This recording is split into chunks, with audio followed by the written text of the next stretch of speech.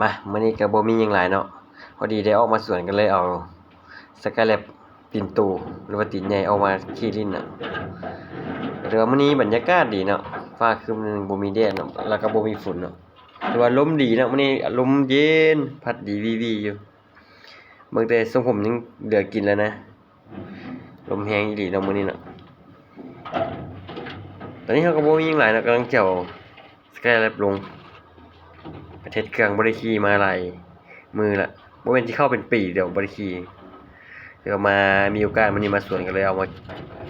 เฮ็ดเครื่องเนาะหรือว่าอุ่นเครื่อง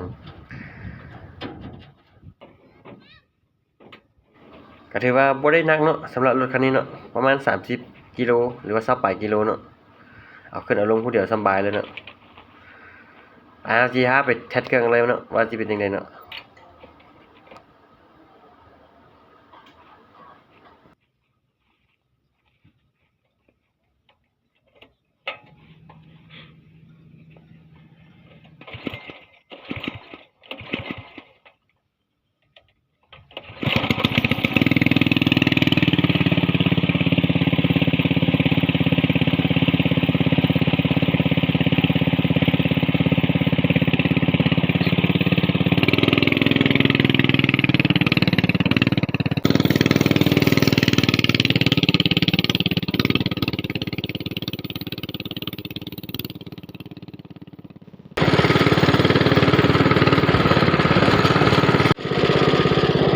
เฮ้ย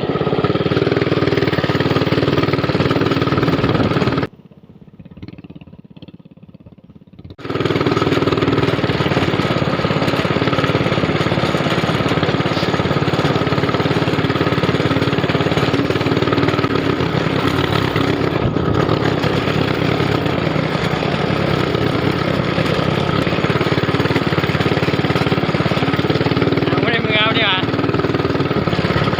ฮะจะไม่มาก็ถือว่าจบไปแล้วเนาะถือว่ามาเทสมันนี่ก็โอเคหลายแลนด์ออกดีอยู่ปกติเนาะ